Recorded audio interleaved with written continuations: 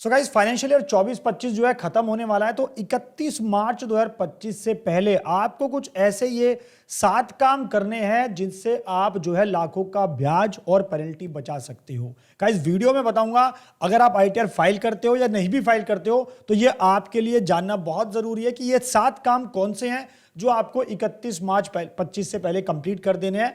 Otherwise आपको यहां पर झेलना पड़ सकता है बहुत सारा ब्याज, बहुत सारी पेनल्टी और लिटिगेशन वगैरह वगैरह। सो गाइस वीडियो बहुत ज्यादा इंपॉर्टेंट होने वाली है, इसलिए आपसे हमेशा कहता हूं कि वीडियो को पूरा देखें और स्किप ना करें।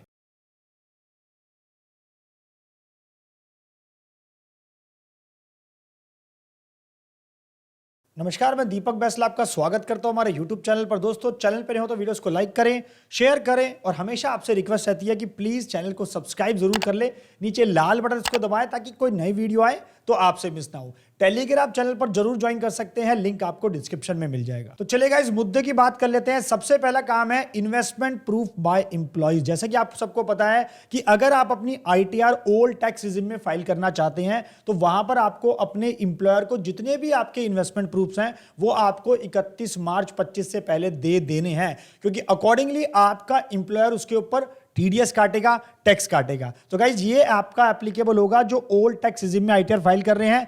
न्यू रिजिम के केस में ऑब्वियसली एप्लीकेबल नहीं होता, क्योंकि न्यू रिजिम में यहां पर आपको कोई भी डिडक्शंस का बेनिफिट नहीं मिलता है। कुछ एक्सेप्शन है, लेकिन मोस्टली काफी सारी जो डिडक्शंस है वो हमें एग्जाम्पशंस है वो हमें ओल्ड टैक्स रिजिम में ही मिलती है, न्यू रिजिम में नहीं मिलती है। सो आपको करना क्या है इसके लिए, जरा ध्यान से सुनना है। आपको अकॉर्डिंगली अपना प्रोजेक्टेड फॉर्म 16 मांग लेना है, फॉर्म 16 मांग लेना है अपने इंप्लॉयर से सैलरी क्लास के लिए। गाइस ये जानना बहुत जरूरी है, क्योंकि फॉर्म 16 के अंदर अकॉर्डिंगली वो चेक कर लेंगे कि उतनी कितनी उनकी टीडीएस की लायबिलिटी आती है, कितना उन्होंने डिडक्शंस के प्रूफ दिए, कितने नहीं दिए हैं। तो और साथ में उसको जो है एआईएस टीआई से जरूर चेक कर लें। अब मैं प्रूफ्स की बात करूं, जैसे कि आप एटीसी के अंदर एलआईसी हो गया, ट्यूशन फीस हो गया, NSC, tax saving FD, mutual fund, PPF, equity link saving scheme, SS यानी कि सुकन्या समृद्धि योजना का अगर आपको कुछ प्रिसिप्ट है, पेमेंट आपने करी है, रीपेमेंट ऑफ होम लोन, ये सारी। इसके अलावा 80D आपका मेडिक्लेम की बात करता है, 80 हो गया interest on housing loan, 80GG rent की बात करता है, 80GGC हो गया, 80EEB। तो गाइज ये सारी डिडक्शन है। इसके अलावा और बहुत सारे प्रूफ्स हैं जो आपको देने होते हैं अगर आप अपनी आईटीआर ओल्ड टैक्स रिजिम में फाइल कर रहे हैं और सारी डिडक्शंस का बेनिफिट लेना चाहते हैं, तो प्रूफ सारे टाइम से सबमिट कर दीजिए। अब मुद्दा दोस्तों यहां पे क्या आता है कि अगर आप ये सब नहीं देते हैं तो लोगों ने यहां पे अब उल्टा काम करना चालू कर दिया। वो काम क्या है कि लोग जो है फेक रिफंड क्लेम कर लेते हैं। फेक रिफंड मतलब यानी कि जब अपनी आईटीआर फाइल करने बैठेंगे, देखिए मार्च के अंदर तो उन्होंने एक्चुअल में कोई भी रिसिप्ट या प्रूफ नहीं दिया अपने इंप्लॉयर को, लेकिन बाद में क्या करते हैं, जब आईटीआर फाइल करते हैं जुलाई के महीने में जाकर, तो गलत डिडक्शन दिखा देते हैं। यानी कि अगर उनके पास प्रूफ 50,000 का था तो 1.5 लाख का प्रूफ दिखा दिया, जिसकी वजह से वो फेक रिफंड ले लेते हैं। और गाइस अकॉर्डिंगली अभी रिसेंटली आप लोगों ने देखा है कि 90,000 टैक्स पेयर ऐसे हैं जिनको गवर्नमेंट ने आइडेंटिफाई करा है। गवर्नमेंट का अपना यहां पे दोस्तों आर्टिफिशियल इंटेलिजेंस का एक टूल है जो गवर्नमेंट है वो बहुत स्ट्रिक्टली इस पे काम कर रही है, जहां पे वो पता लगा सकते हैं कि अगर आपने कोई भी आईटीआर में फेक रिफंड लिया है तो आपको नोटिस आ सकता है। और वीडियो दोस्तों आप डिटेल में जानना चाहते हैं इसके बारे में तो मैंने ये वाली वीडियो बना रखी है, आप रेफर कर सकते हैं इसको, लिंक आपको डिस्क्रिप्शन में मिल जाएगा। अगर लिटिगेशन में नहीं फंसना तो प्रॉपर जो जो आपके पास रिसिप्ट है, प्रूफ्स है, उसके अकॉर्डिंगली आईटीआर में दिखाएं और आईटीआर भरें। सेकेंडली बात करता हूं गाइस एडवांस टैक्स की। जो लास्ट डेट है हमारी जिसपे हमारी 4th इंस्टॉलमेंट जानी है वो है हमारी कब की, 15 मार्च की। आपको पता होगा जो हमारा एडवांस टैक्स हम निकालते हैं, बेसिकली हम अपना ईयरली टैक्स कंप्यूट कर लेते हैं और उसको 4 इंस्टॉलमेंट में पे करते हैं, जून के अंदर, सितंबर में, दिसंबर में, उसके बाद मार्च में। तो मार्च में आपके पास जो है 4th इंस्टॉलमेंट जाती है जो आखिरी इंस्टॉलमेंट होती है 15 मार्च तक। इवन आप इसको 31 मार्च तक भी भर सकते हैं। तो आपको यहां पर अपनी इंस्टॉलमेंट जरूर भर देनी है। और अगर आप 44AD या 44ADA में अपनी आईटीआर फाइल करते हैं तो अकॉर्डिंगली आपको पूरा टैक्स जो है, जो आपको अगर पेमेंट करनी है तो पूरा अकॉर्डिंगली टैक्स जमा करा सकते हैं इसके अंदर। अब मैं ऐसा क्यों कह रहा हूं, क्योंकि इसके अंदर आपको अगर बाद में आप क्या करते हैं, काफी सारे लोग जैसे एडवांस टैक्स को पे करते नहीं है तो बाद में उनको प्रॉब्लम क्या आती है, जब जुलाई में आईटीआर फाइल करते हैं तो वहां पर 234B और C का इंटरेस्ट उनके ऊपर लग जाता है, जो आपका कहता है कि अगर आपने एडवांस टैक्स या तो पे नहीं किया या फिर कम पे करा है तो अकॉर्डिंगली वो इंटरेस्ट आपसे बाद में कैलकुलेट किया जाता है। तो उसको आप बचा सकते हो अगर आप टाइम से अपना एडवांस टैक्स पहले ही पे कर दोगे तो। यानी कि गवर्नमेंट कह रही है हमें पहले ही टाइम से टैक्स पे कर दो, बाद में दोगे तो इंटरेस्ट ले लेंगे, अगर ये बात करें तो। नेक्स्ट गाइस बात करता हूं आईटीआर यू के बारे में, अपडेटेड रिटर्न। देखिए फाइनेंशियल 21-22 असेसमेंट 22-23 आप अभी भी अपने आईटीआर फाइल कर सकते हो। तो 31 मार्च 25 इसकी लास्ट डेट है गाइज। अगर मैं बजट 25 से पहले की बात करूं तो अपडेटेड यानी कि रिटर्न ITR यू फाइल करना है अगर आपको फाइनेंशियल 21-22 का, तो आखिरी मौका 31 मार्च 25 है। लेकिन जैसे आपको पता है बजट 25 के अंदर काफी सारे चेंजेस आए हैं, जिसके अंदर एक ITR यू को लेकर भी चेंज आया है, जिसके अंदर अब आप पिछले 4 से 5 साल की अपनी ITR भर सकते हो। तो इसके लिए गाइज अपना टैक्स आप अगर एडिशनल टैक्स नहीं देना चाहते गवर्नमेंट को, तो टाइमली आप 31 मार्च 25 से पहले फाइल कर दो। अभी आपको 50% टैक्स देना पड़ेगा। 31 मार्च 25 के बाद अगर आप फाइनेंशियल 21-22 के ITR भरने बैठेंगे तो वही आपको 60-70% एडिशनल टैक्स पे करना पड़ेगा। इसके लिए मैंने डिटेल दोस्तों वीडियो बना रखी है, वाली वीडियो रेफर कर सकते हो, लिंक आपको डिस्क्रिप्शन में मिल जाएगा।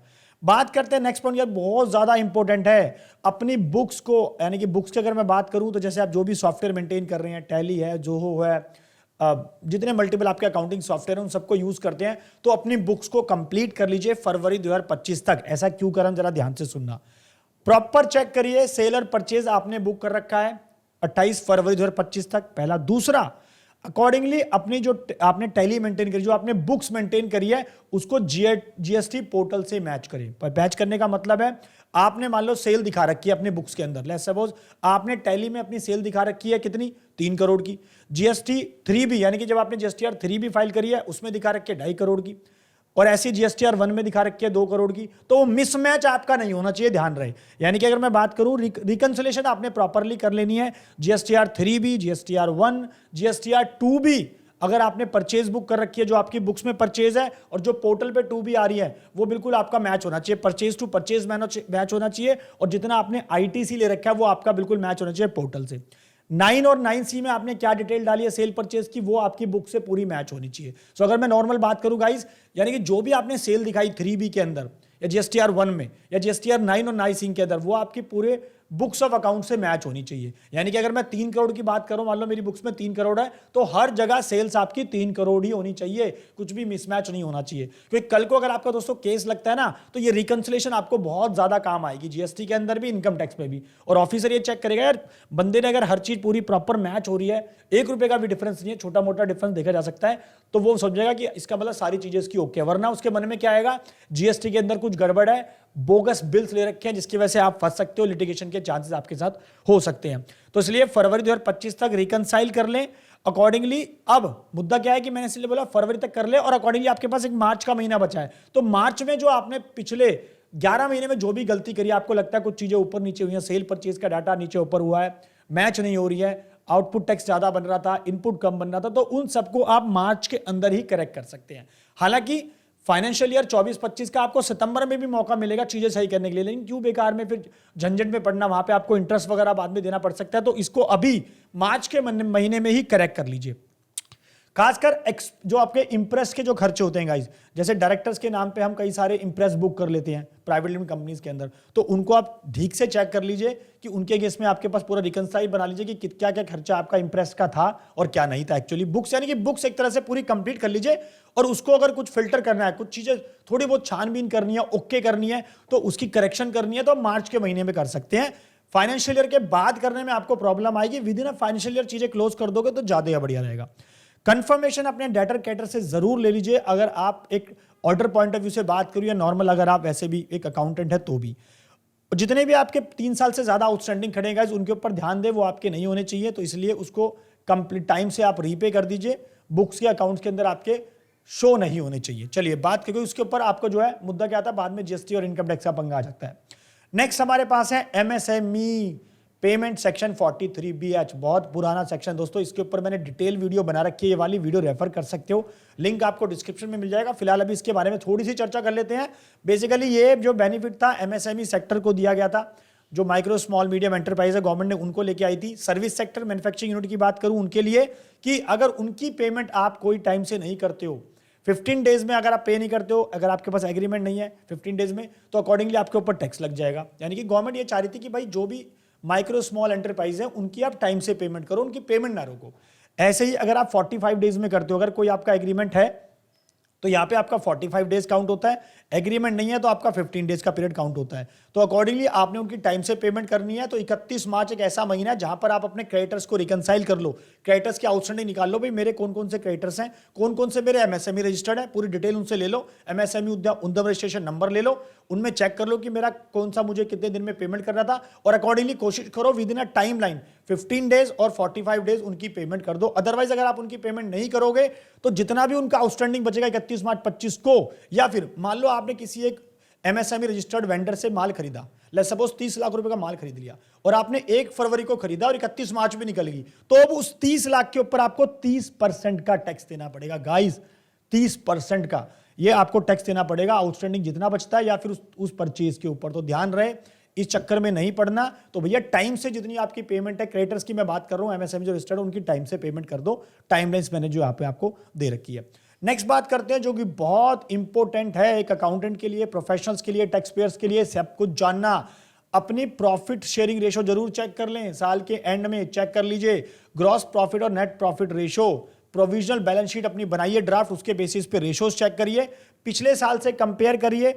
अगर मान लीजिए जैसे 23-24 के अंदर मेरा ग्रॉस प्रॉफिट आ रहा था 25% और मेरा नेट प्रॉफिट आ रहा था 8%, अब मेरा 24-25 में मेरा ग्रॉस प्रॉफिट जो है रेशो मेरे कम हो गया आगे 20% और मेरा नेट प्रॉफिट भी कम हो गया 4%। तो इसका मतलब यहाँ पे कंपैरिजन में चेक किया जाएगा कुछ गड़बड़ है ना यार, प्रॉफिट अकॉर्डिंगली जब सेल बढ़ी थी ग्रॉस प्रॉफिट कम हो गया, नेट प्रॉफिट भी कम हो गया, तो ऐसे कैसे, तो इस चक्कर में ना पड़ने हैं। तो इसलिए अपनी रिकंसिलेशन बना ले प्रॉपर तरीके से। अब हम करते क्या है, हमारे साथ जो प्रॉब्लम है, हम इनकम अमाउंट को देखते हैं, यानी कि जैसे 23-24 में टोटल इनकम दिखा दी 5 लाख तक कोई टैक्स नहीं है तो 5 लाख की टोटल दिखा दी, 7 लाख तक कोई टैक्स नहीं है तो 7 लाख का प्रॉफिट दिखा दिया, 25-26 में अब रिसेंटली बजट आया तो 12 लाख तक कर दिया तो अब हम दिखा देंगे 12 लाख तक कोई टैक्स नहीं है तो 12 लाख का प्रॉफिट दिखा दिया। तो अकॉर्डिंगली आपकी रेशो एकदम से देख लो कितनी क्विक बढ़ गई सेल्स के मुकाबले, नेट प्रॉफिट जो आपके रेशो की मैं बात कर रहा हूं। सो आपने ऐसी गलती नहीं करनी है, प्रोफेशनल की इसके अंदर हेल्प लेनी है। अगर आप खुद नहीं कर सकते गाइस तो इवन आप हमारी टीम से भी कनेक्ट कर सकते हैं, नीचे के नंबर पे कॉल कर सकते हैं। तो ये बहुत इंपॉर्टेंट पॉइंट है, कई सारे लोग इसको मतलब नजरअंदाज कर देते हैं, तो please be careful about this. Next बात करते हैं, अपनी बुक्स और 26A को अच्छे से मैच करना है, रिकंसाइल कर ले दिसंबर 2024 तक का, क्योंकि आपका क्या है 26A आपका दिसंबर 24 तक का पूरा अपडेट हो गया होगा, जो लास्ट क्वार्टर होगा 4th का वो आपका मई के अराउंड अपडेट होगा। तो दिसंबर तक का पूरा रिकंसाइल कर ले, आपका 26A में क्या आपने इनकम दिखा रखी है, कितना आपका टीडीएस कटा हुआ है और अकॉर्डिंगली आपकी बुक्स में कितनी आ रही है। और यहां पर मैं एक एडिशन पॉइंट और बताऊंगा, टीआईएस, ईआईएस, 26A और बुक्स, ये चारों चीजों को आपने रिकंसाइल जरूर करना है। सैलरीड क्लास है तो एआईएस, टीआईएस, 26A और फॉर्म 16 से मैच कर ले। बिजनेस के पॉइंट ऑफ व्यू से बात करूं तो एआईएस, टीआईएस, 26A और फॉर्म 16A जितना आपका टीडीएस कटाएगा ये जरूर चेक कर ले और अपनी बुक्स के साथ उसको मैच कर ले। अब जैसे एग्जांपल दूं, मान लेते हैं 26A के अंदर मेरी बिजनेस रिसिप्ट आ रही है 80 लाख रुपए की और मैंने जो रिसिप्ट अपनी आईटीआर में शो करी है वो 60 लाख करी है, तो 20 लाख का डिफरेंस आ गया ना, तो 20 लाख आपकी इनकम काउंट हो जाएगी। ऐसे ही जैसे मेरा टीडीएस मान लो 80 लाख पे कटा था, तो 26A में मेरा टीडीएस कटा था 80 लाख पे और आईटीआर में जब मैंने शो करी 60 लाख पे मैंने टीडीएस दिखा दिया, तो 20 लाख का डिफरेंस हो गया। तो इसमें आपको प्रॉब्लम हो सकती है, बाद में आपको पेनल्टी इंटरेस्ट देना पड़ सकता है, लिटिगेशन भी हो सकती है। तो अपनी बुक्स को रिकंसाइल कर लें 26A के साथ। गाइस पिछले साल कई सारे लोगों ने अपनी आईटीआर फाइल करी थी और उन्होंने क्या करा, जो गलती यहां पे करी, रिकंसिलेशन नहीं करी। मैंने पिछले साल भी एक बड़ी डिटेल वीडियो बनाई थी कि आईटीआर भरने से पहले ना, आईटीआर भरने से पहले रिकंसाइल कर लें चीजों को, 26A को अपडेट होने दें, एआईएस टीआईएस को प्रॉपर चेक कर ले, उसके बाद ही अपनी आईटीआर भरे और फॉर्म 16 और 16 को। तो गाइस आशा करता हूं कि वीडियो आपको पसंद आई होगी। वीडियो अच्छी लगती है तो लाइक करें, शेयर करें सबके साथ, दोस्तों अपने कलीग्स के साथ, जो भी लोग सैलरी क्लास हैं, बिजनेस में है, उन सबको इस वीडियो से बेनिफिट जरूर मिल सकता है, ऐसा मेरा मानना है। चैनल को सब्सक्राइब जरूर कर लीजिए, नीचे लाल बटन को दबाएं ताकि कोई नई वीडियो आए तो आपसे मिस ना हो। तो मिलते हैं नेक्स्ट वीडियो में, थैंक यू।